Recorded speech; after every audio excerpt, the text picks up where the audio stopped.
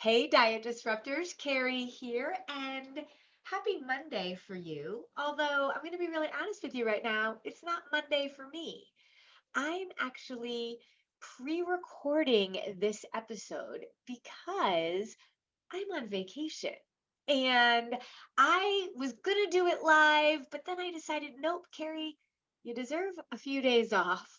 And to be ready to do that, I decided I'm just going to pre record this. So my team is streaming this live for me in our Facebook group and on YouTube, and this will go into the podcast as well. So thank you to my team for allowing me a little bit of time off, but I didn't want to miss Monday.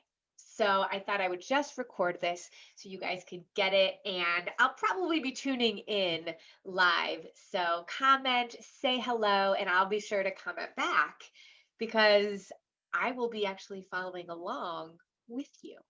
So I hope that you're doing well. As I'm recording this, we're about to have a really big snowstorm. And I'm excited because it's getting me ready for my trip. My husband and I are going to go away for a long weekend to Utah to go skiing. We've never skied in Utah. We're big skiers and we're very excited. Our kids are actually away for a few days with family. So we decided to take the trip that we wanted to take back in the summer to celebrate our 20th wedding anniversary. We didn't get to do that.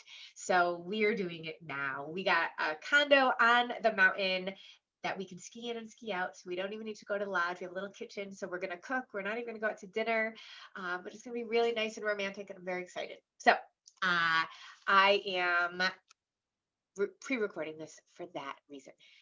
I am really excited about this episode. I kind of wish I'm able to do this live so I can see your comments as it goes through, but that's okay. I'll comment along with you while you're watching. I'm very interested to hear what you have to say about all of this because we are going to talk about something that I think every single person needs to hear: self sabotage.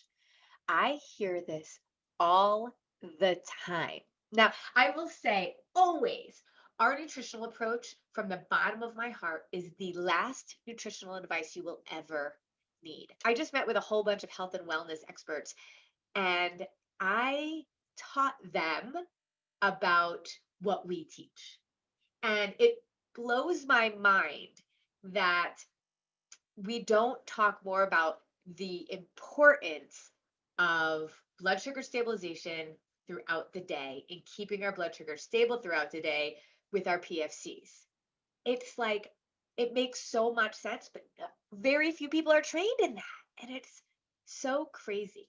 But even though you might have the best information, right? Like, I very much believe we are the last stop on the crazy train of dieting. I even have people that don't find success. And a lot of it is because of self sabotage. In fact, all of it is around mindsets, and much of it is around self sabotage. It's not because the program doesn't work, it's not because the approach doesn't work. It works every time, it works for every body, but we don't always work for ourselves. So that's what we're going to dive into today. But before I do, I want to remind you and do a little housekeeping. I want to remind you that my team and I are really excited and want you to take us up on this. The fact is, our 4 weeks to wellness lifestyle launch, which is 4 weeks of amazing goodness and really understanding this approach. I always say that our group and our free content is incredible, but to really do this in a way that works for you, to know that what you're doing is working. And you're going to hear in my episode today why certain things are so important that we incorporate into the 4 weeks to wellness. But really, you need that to truly do this, to truly invest in yourself so that your body can be investing in you for the long term. And so our pricing structure is going to change a lot in 2021. Our 4 weeks to wellness is going to go up in price, and then there'll be an additional fee to be able to get a coach to work with you. And so for the rest of this month, we are offering the chance for you to do the 4 weeks to wellness lifestyle launch in our 2020 pricing with a coach that is going to save you hundreds and hundreds of dollars. So it's a very affordable option to be able to get such amazing support from a coach. So if you sign up to do the 4 weeks to wellness now, this month, you can choose to do it anytime in 2021, anytime in 2021. But if you wait until January 1st to sign up, if I know so many of you are like, I want to do it, I want to do it, I want to do it, the price is going to go up and it's not going to include a coach. It's going to go up more if you want a coach. And so I'm giving you that fair warning. So please heed me on that. Okay. So let's dig into self-sabotage a lot. And if you have questions as you go, let me know, because again, I'm going to be watching and commenting live. So I want to first talk about how you know if you self-sabotage. And I hear people all the time say, I self-sabotage, but I don't, until I dig in with them. And we have a new program that we're launching. It's called the Trifecta Transformation, where I am really working with a client for 12 weeks, me and you together. And we dig into this personally, this stuff like life coaching stuff. So I'm going to just kind of give you some of this overview.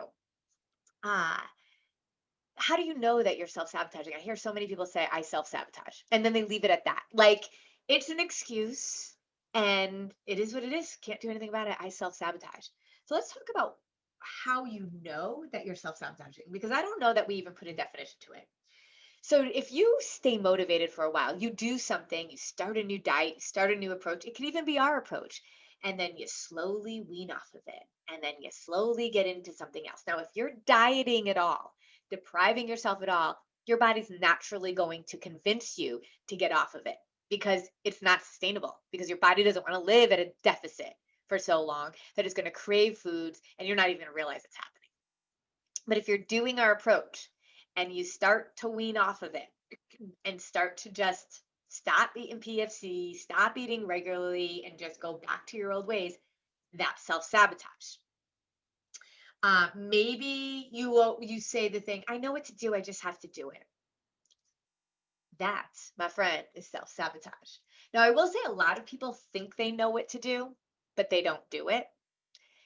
And I think there's a lot of reasons for that. I think because what we think we know that's necessary is just hard, and we don't want to do the hard, right? But a lot of people think they know what to do with our approach. And if you haven't truly worked with us, I don't actually believe you truly know what to do. But those of you who have worked with us that know how to do it and still don't do it, that's true self-sabotage. Or maybe you jump from one diet to another.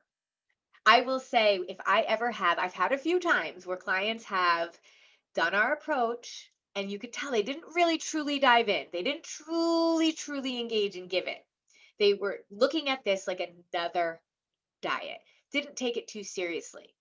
And I blame myself for that, because I clearly didn't get into their head, which is one of the reasons why my 12-week trifecta transformation is going to be so powerful, because it's only reserved for those people that truly want to dig in and dig in with me, or that need to dig in and need to be done with this whole nonsense of this yo-yo dieting. But I have had people that have done my program and then have gone on to go look for other things.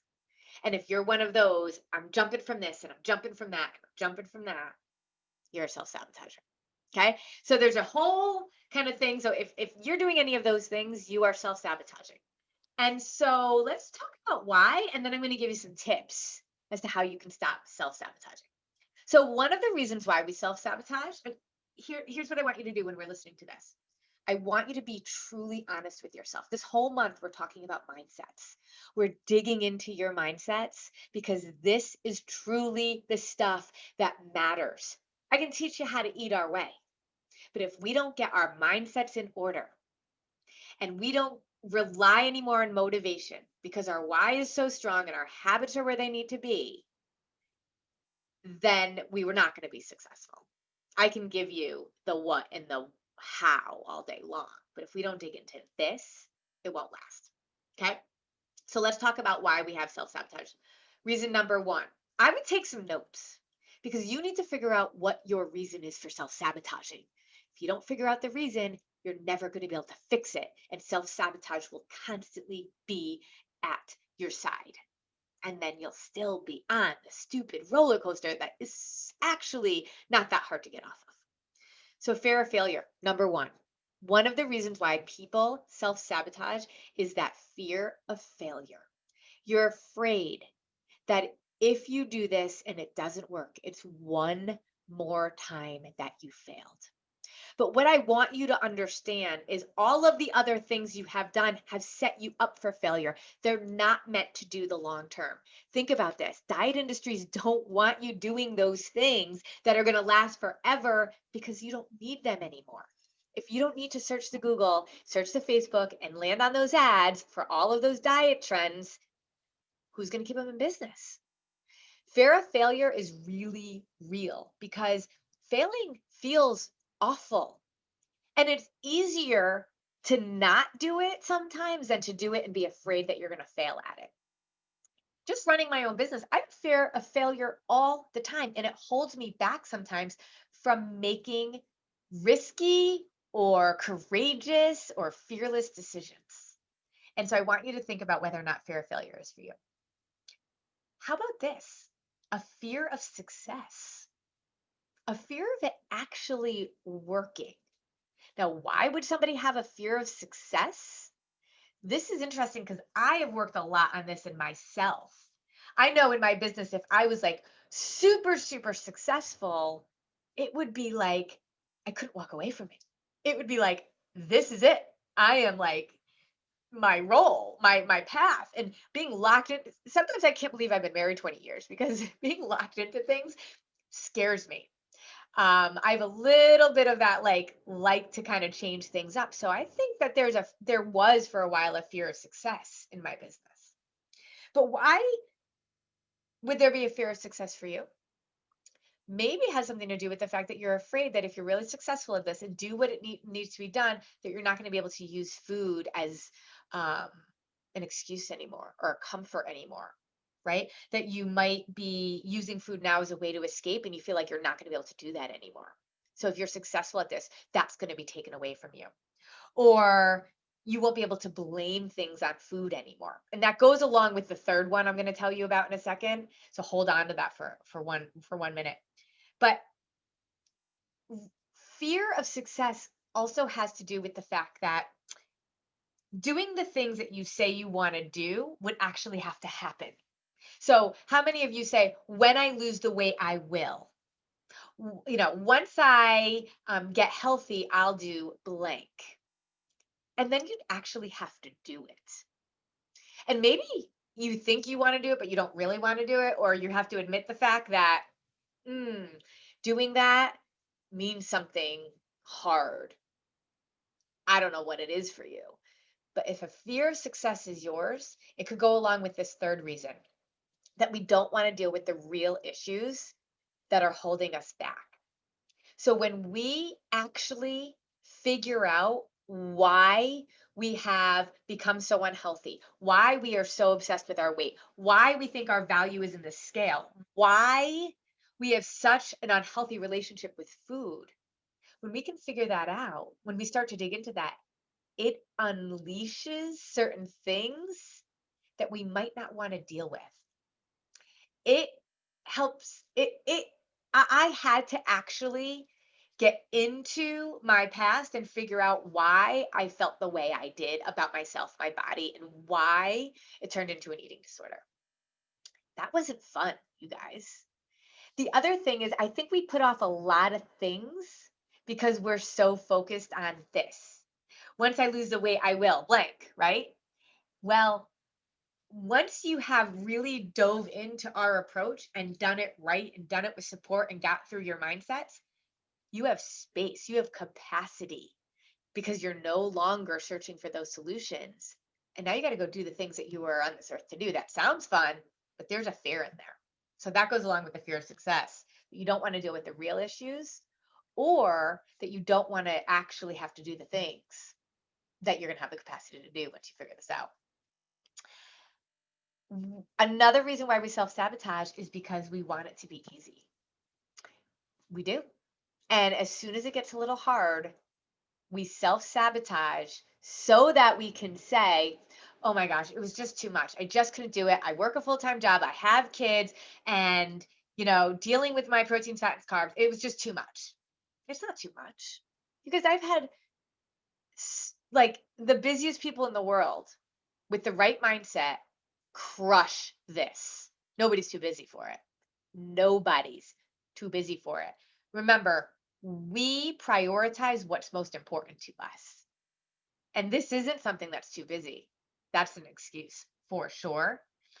But when something becomes a little hard, we self-sabotage so that we don't have to do it. I think about my daughter Ellie, my younger of the two. She's super smart. In fact, I used to be a special educator, so I was certified to do IQ testing. And I did her IQ test, which isn't really totally appropriate for the mother to do it, but I did it. This kid is crazy smart. She's my adoptive daughter. It was a joke that I didn't, she's not biologically mine, so she's got a totally different, really intelligent brain. And school came really easy to her, really easy. She was in all advanced classes. Things just like came super fast and easy to her. Well, at some point, she's a freshman now, it got really hard. And those of you that know our story, we moved to Mexico for a year, about a year and a half ago. The girls didn't speak any Spanish, and I just threw them in school. And I did that partly because Ellie hadn't done a lot of hard things before. And her brain, as soon as something gets hard, she would often shut down. She had a year hard. She can do hard things now. She trained her brain how to do hard things. It was not fun, but she did it. And a lot of times, as soon as we think something's going to be hard, we self-sabotage it so we don't have to do it. Think about that. Think if you're doing that. And the last reason, it's not the last, but the last one I'm going to talk about right now is that we look for easy excuses. And we have people around us that will affirm that those excuses are reasonable. Now, people don't like it when I use the word excuses because they use reasons. No, but the reason is blank. It's an excuse. It's what it is. You can call it a reason. You can gift wrap it in fancy Christmas paper and call it a reason that's justified. It's still an excuse. So we self-sabotage when we can find excuses that other people can rationalize along with us. So we don't want to be deprived, right? I just don't want to be deprived. I don't want to have to not have certain foods. I want to be able to go out with all my friends and eat whatever I want. Or my husband really likes beer and I can't give up beer. Little things like that. Or I am just so busy. I literally run from morning to night and I just don't have the time. Um, I don't want to give up my wine. I don't want, right? We could find a zillion things that are easy excuses that other people will justify. And when someone else says, yeah, I totally agree with you, you will self-sabotage because somebody just gave you the okay to do it. And you can say, yeah, I just self-sabotaged. Like that's an excuse in and of itself. We've got to get real with what we're doing and why we're doing it. And so let's talk about what happens when we self-sabotage and what we can do about it. Okay. Because I don't want to give a bunch of like concepts without some solutions. So here's what we're going to do. We're going to talk about a few things first. And I get into this when I'm working with a client in our 12-week trifecta transformation. I'm literally like on a call, one-on-one, getting into this with people. So I'm not gonna be able to do that with you, but let's just go through it a little bit here. So the first thing that you do, and we do talk about this in our 4 weeks to wellness too, is getting your why really clear.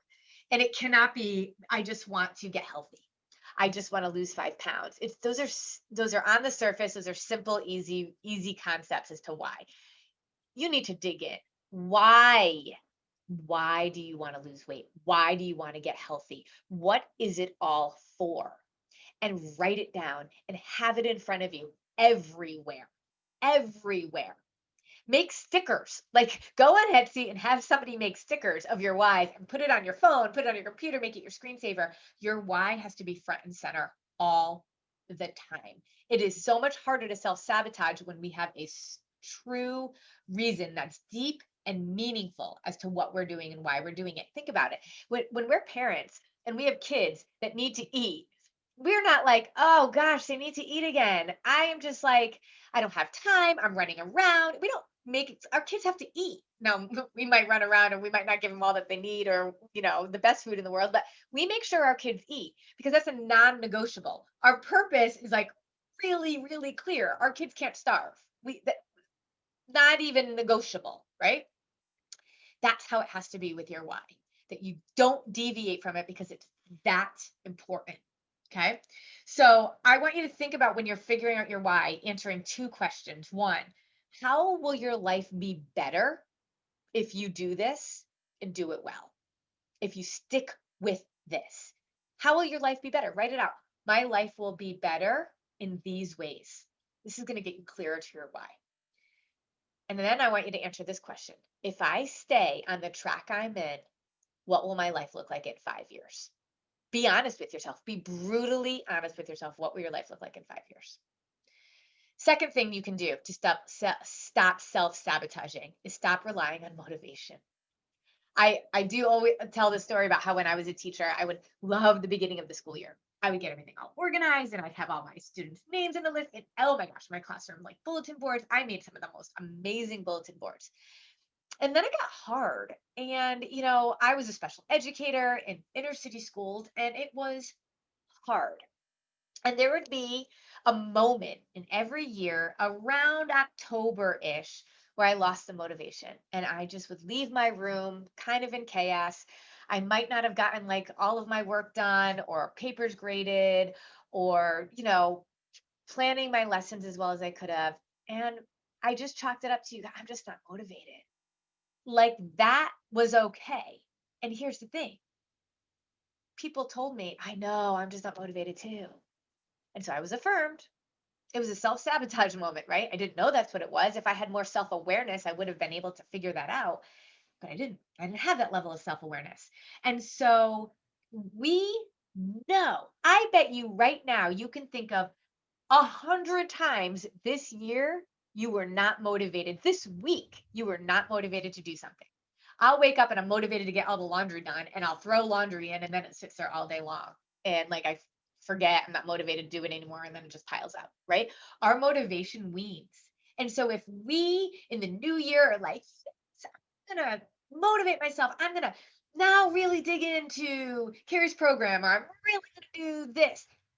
And that's your strategy because you're super motivated, guaranteed. We only have a certain amount of motivation. If that's our total strategy, we're going to crash and burn because motivation goes like this. And we are told that, we are reminded that every single day. Every single day, we are not motivated to do something when we once were. Think about when you go to bed at night and you say, I'm waking up early and I'm gonna work out. Put your clothes out, you're all ready, you're motivated. You wake up in the morning and you hit snooze, right? First of all, your why wasn't strong enough. And second of all, you were relying solely on the motivation that you thought was going to carry over from the night before, and it didn't. And then you had no other strategies to be able to rely on. And so you need other strategies other than motivation. And a couple of those strategies have to do with habits, getting yourself into a habit. Do one thing differently, one thing towards your goal every day for a week, and then introduce one more thing. Get your habits strong because when it becomes a habit, you're not so reliant on motivation. And the second thing you need so that you don't rely on motivation is community, accountability. That is why our membership group is so powerful. You can't be in the membership group unless you do our 4 weeks to wellness or our trifecta transformation, but it is really important. Those of you that are in our membership group, I would love for you to comment on how important that accountability is. But even if you aren't in our membership group, this group here, you can use it as accountability partners. You can have a friend. You can get a partner that works to hold you accountable. You need community and you need habits because motivation will not be enough. Okay. And then I want you to do things that scare you. So we self-sabotage, and a lot of it is because of fear, right? Fear of success, fear of failure. It's just prove it. Like, and all the research that I've done and all the work that I've done with people on self-sabotage, so much of it comes from fear. So I want you to do something that scares you a little bit. Almost like if you can do it every day, do it every day. I know that we always don't get out every day, but maybe it's reaching out to somebody you haven't reached out from in a while. I know a lot of my coaches, we talk about this all the time. How do you reach out to people about their health, to help to tell them what you're doing and to give them that kind of insight about what they can be doing? That's scary to do. Do something that scares you, because it's like a muscle. The more you use it, the better you're going to get at it. So going to Mexico, yes, the motivation was so that they could learn Spanish. But really, my motivation was that they could do hard things. And so just today, because remember, I'm telling you I'm pre-recording this, I put my kids on an airplane by themselves to go to San Diego to go help out a family member that needed it. They had never done that before. They were scared. I was scared, but I know that they can do hard things. And I know that if I keep putting scary things in front of them, where I know they're going to be safe, but give them that little bit of fear, they're going to get better and better at doing things that are hard, that might be a little risky, that takes courage. So what are some little things that you can do that are scary to you right now? Maybe it's going to work out in a gym. Now, I know with COVID, that's a little bit harder, but some people don't want to work out in a gym because they don't want to be in front of people, failing or not looking as good as everybody else. Okay. Maybe going live on Facebook is super scary for you. Do it in our Diet Disruptor Squad. Go live in here. You might not have anything to say. Just tell us about yourself. But putting yourself out there might be scary. But doing it trains you how to do scary things. And if you're self sabotaging, you're afraid to do scary things. Or fear is definitely a foundational issue, right? Okay. So the last thing I want you to do in terms of this as a strategy is I want you to think about this. Focus on the difference between living for today versus living for tomorrow. So sometimes we self-sabotage because we just want to be able to have the drinks with our friends and not think about it. I don't want to have to give up anything. I get it. One of the biggest things I teach is that we don't want to feel deprived. Simple, sustainable, and satisfying. Being satisfied is just as important as everything else, or you will self sabotage. And that's one of the most amazing things about our approach. You don't have to give things up, but you do have to be intentional. You do have to be planned, and you have to know food. If you don't know those things, then you're going to just literally, a friend calls you up and says, let's go out. And you're like, screw it, forget it, because your motivation is going to be gone and you don't have a strategy. So I want you to be thinking about living for today versus living for tomorrow and for the rest of your life, and making sure you have a balance. And in the mornings, before you start your day, you have an intention about what you're going to do. If you're going to go out with friends and you're going to go hog wild, promise yourself you're going to do that in the morning. Don't promise yourself, I'm going to go and I'm going to have a salad and I'm not going to have any alcohol, and then go and do exactly the opposite once you're there because you've cowered under pressure. Because you're like, I just want to live for the moment. Have a plan, be intentional about it, and then don't break the promise to yourself. And when you do, you're going to feel so good either way. So if you said, I'm going to go hog wild tonight, and you do, you're going to feel good that you did it without guilt. If you say, I am going to stay on track today because I really want to do X, Y, and Z so that my long-term goal is met, whatever it is, then when you get in bed that night, you're going to feel really good about yourself. And you're actually going to be really confident in saying to your friends, no, I'm not going to be drinking tonight because I made a promise to myself. Okay. So stop relying on motivation, focus on your habits and community. Get your why super clear. Answer those two questions. What will your life look like for the better if you do this? And if you don't do anything, what will your life look like in 5 years? Do something that scares you every single day. Focus on the balance of living for today versus living for tomorrow, and be intentional about whatever it is that you're going to do. So if you're going to go hog wild, you have a plan and you're intentional about it, that you don't just do things spur the moment where then the guilt and the despair and the self-sabotage fits in or sets in. So next week, we're going to talk about what happens when you fall off the wagon, right? Because sometimes when we fall off the wagon, we then self-sabotage even more. So I can't wait to dig into that with you a little bit more, but I'm dying to know what you think about this. I think I threw a lot at you. I hope that you find it to be helpful. Y'all, this is the stuff that matters. This is the stuff that we work with when we work with you. And so if you have been thinking about doing our 4 weeks to wellness, do not deprive yourself any longer. Do it right. Invest in yourself. If you are looking at what will your life look like in 5 years if you keep going down the same path that you've been going down, then you need to do this. Y'all, I get that we're talking about a few $100s, but don't tell me that you're not spending that over a month on random stuff. Instead, reallocate those things that you don't really need to something that you really do need. And if your partner is in the house with you or is interested too, you guys can do it together. I always say it's like a twofer. If you're let's say you're a woman and you're married to your husband and your husband doesn't really want to get on track, but you know he needs to get healthy, you start doing it, I bet you he's going to get on board, especially when he sees how much food you get to eat. So I want you to think about that. I'll have a link um, in this session here. But I really want to know what you're doing, what you're thinking about when it comes to self sabotage, what your truth is. Because it is until we are aware, we do something about it. We can't do anything about it unless if we're not aware of it. All right, you guys, I hope I'm having a really good time skiing while you are watching this. And I hope that this was meaningful, purposeful, and really inspiring for you. I know when I prepare these kinds of things, it actually just gets me centered into my own needs. So if nothing else, this helped me. I just hope it helped you too. Remember, wherever you are in your nutrition, in your journey, you have a place here with us at Disruptive Nutrition. Please use it, take advantage of it, and let us know how we can serve you. Thanks.